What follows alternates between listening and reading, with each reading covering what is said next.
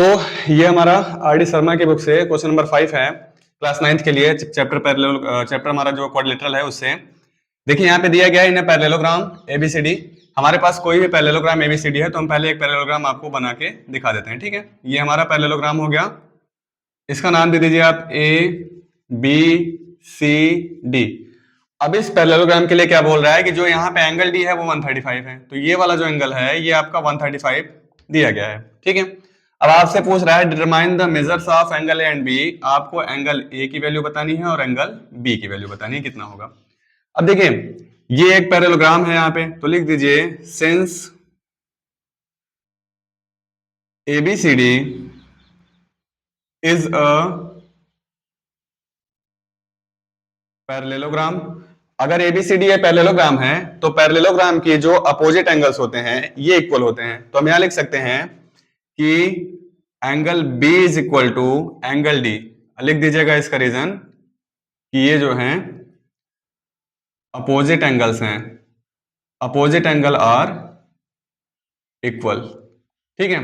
तो जो पैरेललोग्राम के अपोजिट एंगल्स होते हैं, जैसे एंगल D का अपोजिट एंगल B, तो ये दोनों आपस में क्या हो जाएंगे, इक्वल हो जाएंगे। तो हमसे पूछा ही है एंगल B की वैल्यू, तो angle B is equal to, यहाँ पे एंगल D ऑलरेडी आपका 135 दिया गया है, तो एंगल D की वैल्यू जब आप रखेंगे तो ये 135 आ जाएगा। तो यहां से पहली वैल्यू जो है हमको एंगल B की पता चल गई है। अब आगे देखिए, तो एंगल D और एंगल A, ठीक है, ये जो है एडजेसेंट एंगल है, तो यहां हम लिख सकते हैं कि angle A plus angle D is equal to 180 degree.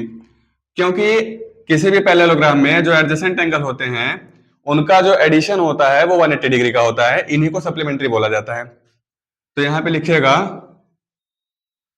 Adjacent angles, ठीक है, एडजेसेंट एंगल्स सप्लीमेंट्री होते हैं, आप इतना भी लिख देंगे तो चल जाएगा। तो एंगल ए की वैल्यू हमको निकालनी है, तो एंगल ए प्लस एंगल जो डी है वो ऑलरेडी आपका 135 दिया गया है, तो ये 135 हो जाएगा, इक्वल टू में आएगा 180 डिग्री। हमको एंगल ए की वैल्यू निकालनी है, तो ये जो 135 इस साइड है उसको दूसरा साइड भेजेंगे तो हो जाएगा 180 डिग्री माइनस 135। तो एंगल ए की वैल्यू यहां से निकल के आएगी, यहाँ 0 में 5 जाएगा नहीं, तो 10 में 5 जाएगा तो 5 आएगा, और यहाँ पे बचा 7 में 3 जाएगा तो आएगा 4। तो एंगल ए की वैल्यू यहां से जो निकल के आई वो आ गई हमारी 45 डिग्री, ठीक है। तो ये एंगल बी की वैल्यू और ये एंगल ए की वैल्यू है।